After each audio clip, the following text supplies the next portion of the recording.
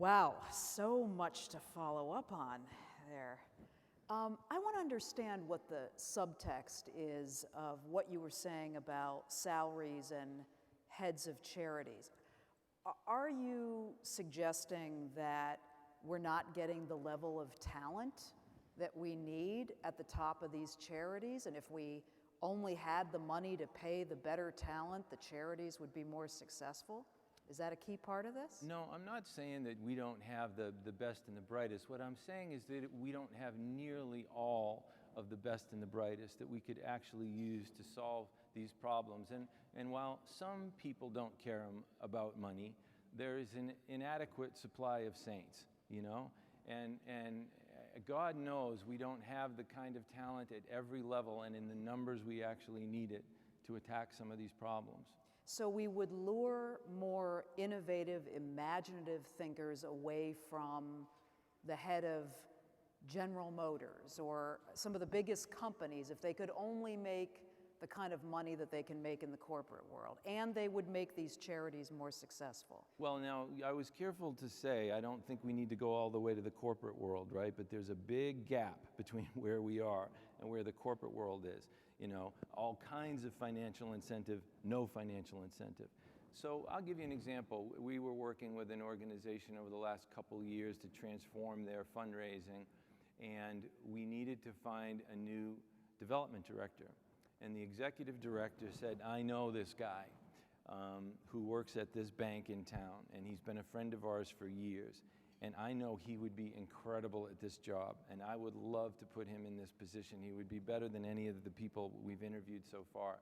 But I know he makes $375,000 at the bank plus bonuses, and that's more than anyone here is paid.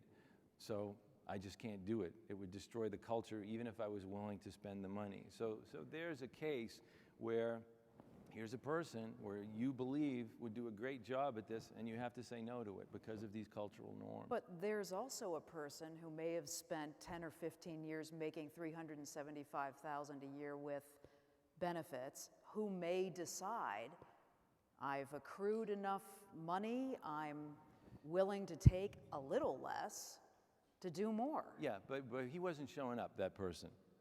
He wasn't asked. Oh yeah, right? He was asked, you know, I mean, we cast the net far and wide through recruiting agencies. Here's the problem with that. Why should the nonprofit sector have to wait till somebody is ready to retire on money to get their talent? Well, that was that example, though.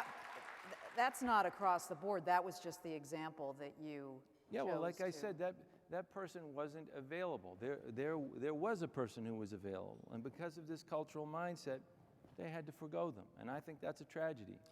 As you described this, of course, my mind turned Whose side are you on, anyway? The people's. As you were describing this, of course, my mind turned to the political arena because we've just had a big, lively GOP political debate. You know, I think it's a fair question to say, if we paid the President of the United States more money than we do, 200 and something thousand a year, we would get better. We'd get better presidents. We'd get better candidates.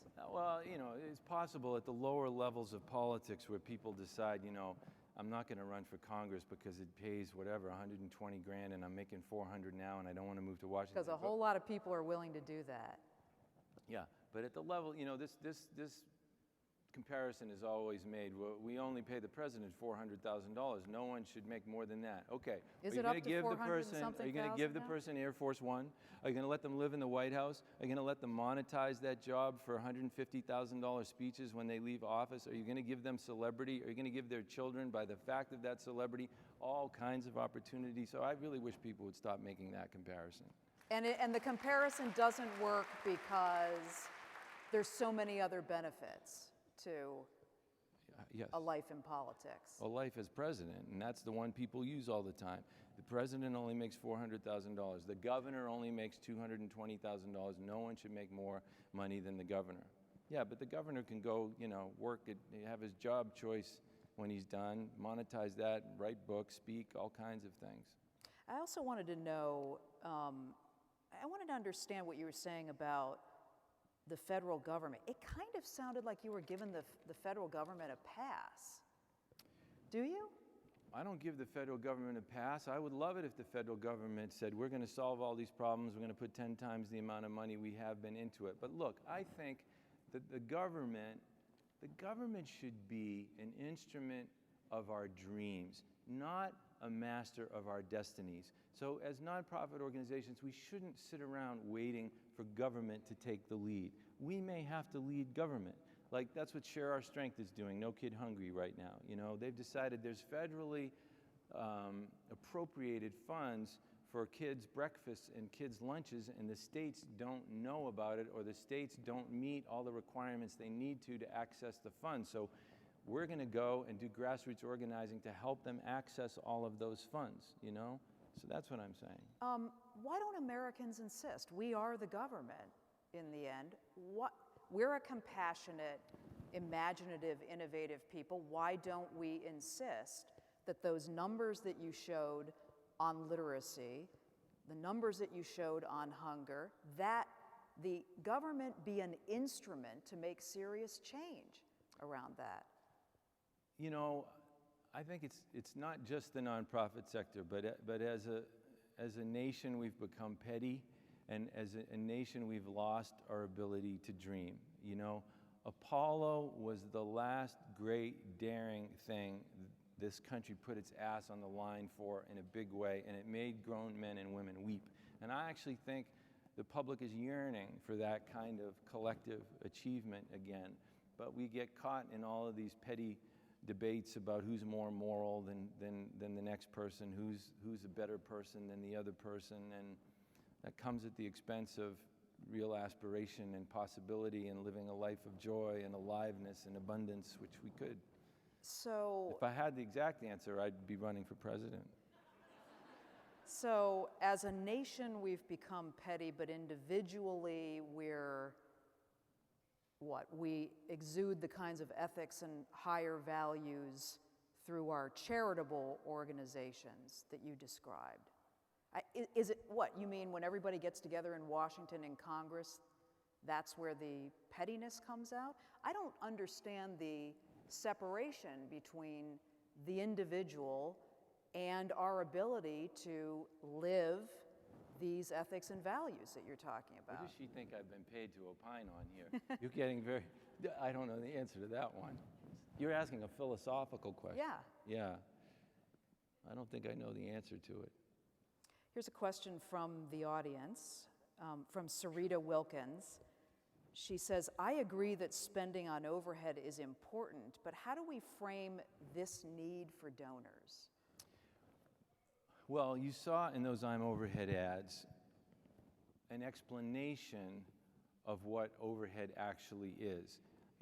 People just equate it with waste, right? No, overhead isn't waste.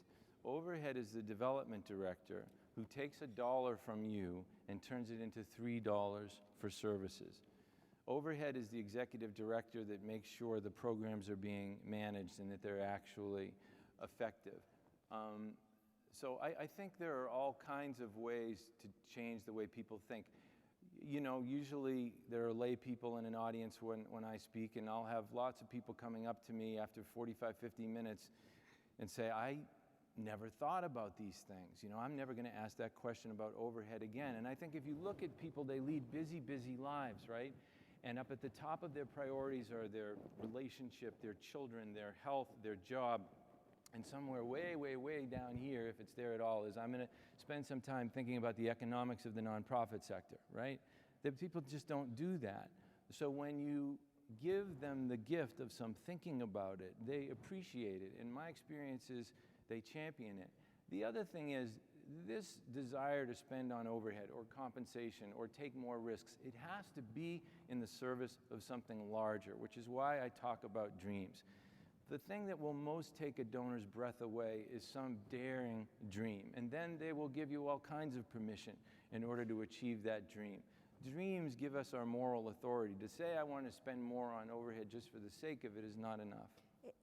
Is it right, though, for the committed donor to be interested in that intersection of where dreams and accountability?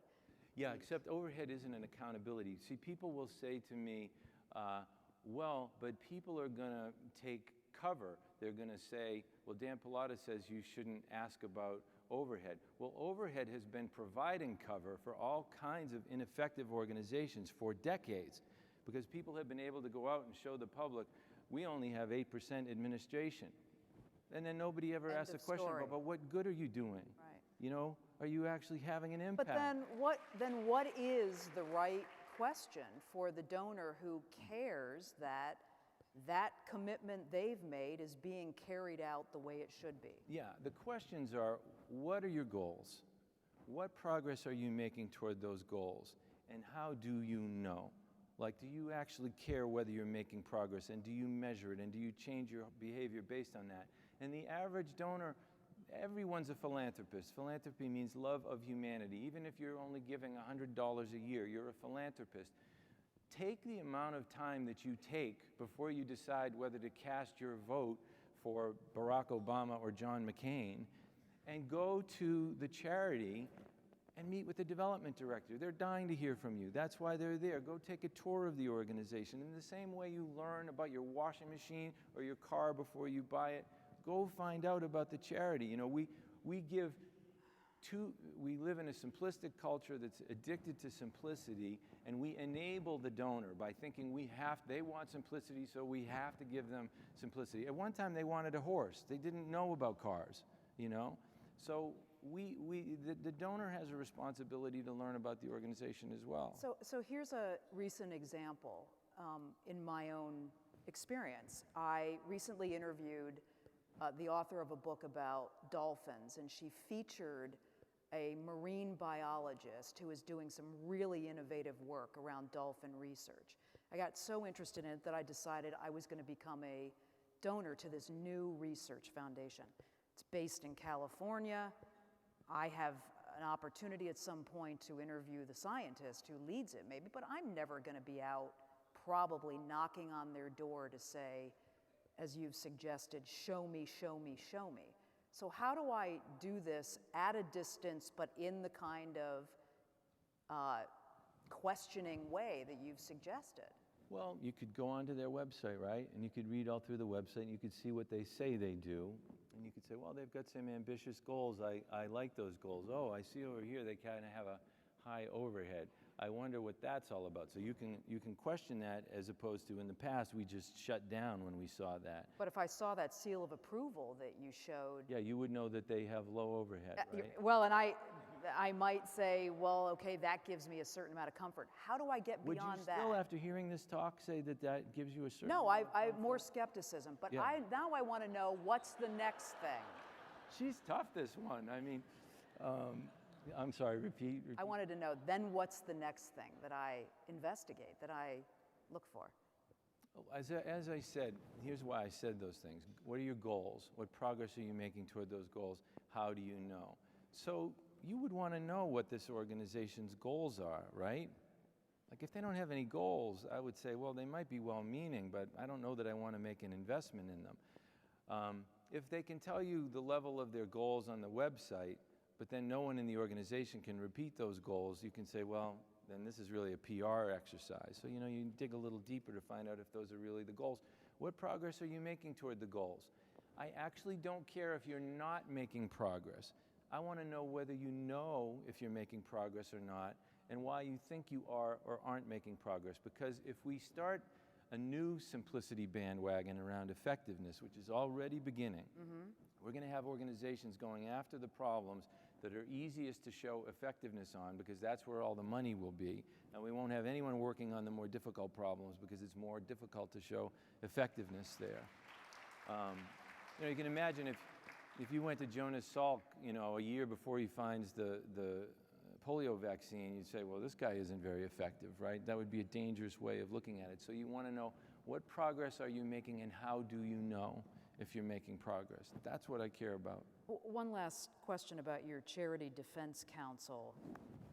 Do you feel like charities are often defamed by the media? Yeah, defamed is a strong word in my business. Yeah. So Wolf Blitzer comes on CNN the Boys and Girls Clubs, the head of the Boys and Girls Clubs making $1 million salary, and he says, wow, that's going to create a lot of consternation. People aren't going to want to donate to them anymore. Well, they're not now that you just framed it in that way. In reality... Well, but is that defamation, or is yeah, that because the her uninformed salary opinion was of a journalist who... Well, yeah, just as bad. It was, her salary was $385,000, and she was owed several years of back retirement money, and he didn't ask a single question about what she had achieved. What she had achieved in the 8 years as CEO, she had tripled network-wide revenues from $500 million to $1.5 billion. She had doubled the number of kids served. None of that got reported. ProPublica and NPR earlier this year did a sensational story on the Red Cross. The headline was how the Red Cross raised $500 million and only built 6 homes. That was the headline. That headline got picked up without any due diligence by Al Jazeera, by Time Magazine, by the Washington Post. They regurgitated stuff in the story. Well, when you dig a little deeper, you find that the Red Cross provided shelter for tens of thousands of people, temporary shelter. You found that they funded the first cholera vaccine in Haiti.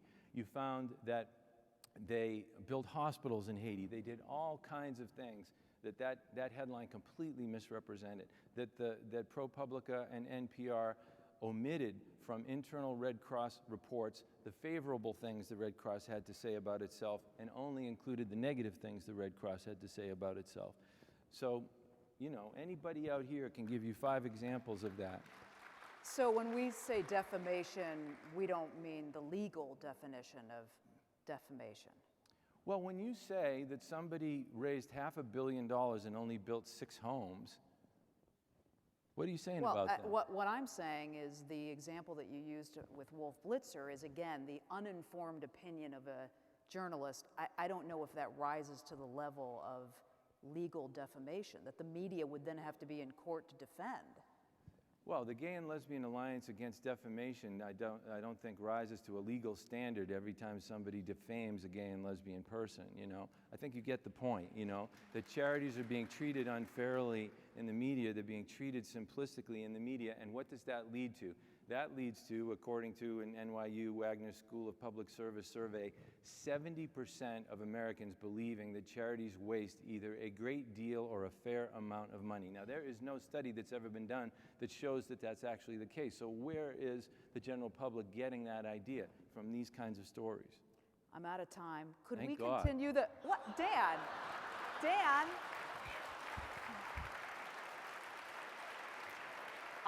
I'd like you to come on the show.